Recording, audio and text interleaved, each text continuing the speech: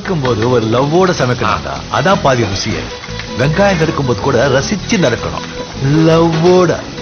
வணக்கம்ங்க, welcome to in-laws சமையல். இன்னைக்கு ஒரு புது டிஷ்ஷு எவ்வளோ குயிக்காக பண்ண முடியுன்றத இப்போ இந்த வீடியோவில் பார்க்க போகிறீங்க. நான் வந்து மாசி சம்பல் பண்ண போகிறேன்.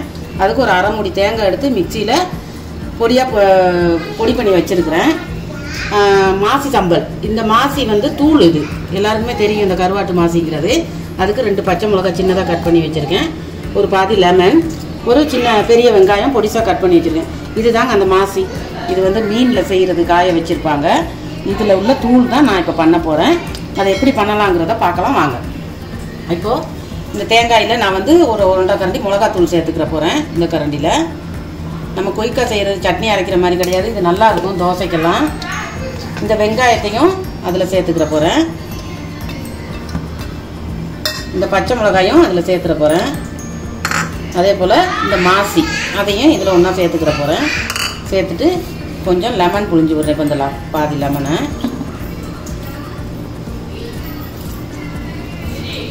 கொஞ்சம் உப்பு, அரை ஸ்பூன் உப்பு போட்டுட்டு நம்ம வந்து இதை நல்லா கையில் இப்படி பிசைஞ்சு விட்டுறணும். அப்போ தான் எல்லாம் நல்லா மிக்ஸ் ஆகும். பிசைஞ்சு விட்டுட்டு உங்களுக்கு நீங்கள் தாளிக்கணும்னா தாளித்து சாப்பிட்டுக்கலாம். அப்படி இல்லைன்னா இப்படி பிசைஞ்சு விட்டுட்டு இதவே தொட்டுக்கலாம். டக்குன்னு ஒரு அவசரம், நமக்கு தொட்டுக்கிற ஒன்றும் இல்லை அப்படின்னா இந்த மாதிரி செஞ்சுக்கலாம். நம்ம ஒரு குயிக்காக செய்யக்கூடிய ஒரு டிஷ்ஷு தான் இது. காரம் எவ்வளோ தேவையோ அவ்வளோ போட்டுக்கலாம். உங்களுக்கு மாசி வேணான்னா வெறும் தேங்காய், பச்சை மிளகாய், வெங்காயமும் போட்டு கரைஞ்சிக்கலாம். நீங்கள் வேணுங்கிறவங்க இந்த மாசி போட்டுக்கலாம். இப்போ நான் வந்து இதை பிசைஞ்சிட்டேன் பாருங்கள், பிசைஞ்சிட்டேன். இப்போ இதை வந்து நான் தாளிக்க போகிறேன். வாங்க தாளிச்சுக்கிறேன். இந்த மாதிரி ஒரு கடாய் ஒன்று அடுப்பில் வச்சுட்டு ஒரு கரண்டி எண்ணெய் ஊற்றி இருக்கிறேன். கடுகு உளுத்தம்பருப்பு ஒரு அரை ஸ்பூன் போட்டுக்கலாம். நான் இப்போ ஃபஸ்ட்டே சொன்ன மாதிரி உங்களுக்கு தாளிக்க வேணான்னா நீங்கள் அப்படியே பச்சை கூட சாப்பிடலாம். தாளித்தா இன்னும் டேஸ்ட்டு நல்லாயிருக்கும். கொஞ்சம் கருவேப்பிலை. இப்போ இதை அப்படியே நம்ம இதில் கொட்டி ஒரு பரட்டி இறக்கிடலாம்.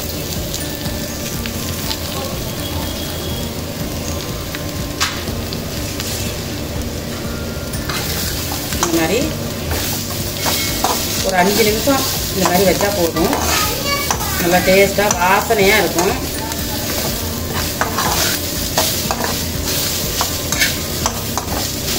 என்னது வெங்காயம் பச்சை மிளகாலாம் பச்சையாக இருக்குது அப்படின்னு நினைக்காதீங்க. நீங்கள் ஒரு வாட்டி செஞ்சு சாப்பிட்டு பாருங்கள், ரொம்ப நல்லாயிருக்கும். இப்போது இந்த தேங்காய் பூ சம்பல் ரெடி ஆகிடுச்சு, மாசையெல்லாம் போட்டு. இது ஒரு 3 நிமிஷத்தில் செய்யக்கூடிய ஒரு டிஷ்ஷு தான். நீங்களும் ட்ரை பண்ணி பாருங்கள். பார்த்துட்டு கமெண்ட் செக்ஷனில் சொல்லுங்கள்.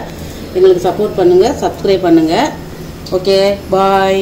சமைக்கும் போது ஒரு லவ்வோட சமைக்கணும்டா. அதான் பாதி ருசியே. வெங்காயம் நறுக்கும்போது கூட ரசிச்சு நறுக்கணும், லவ்வோட.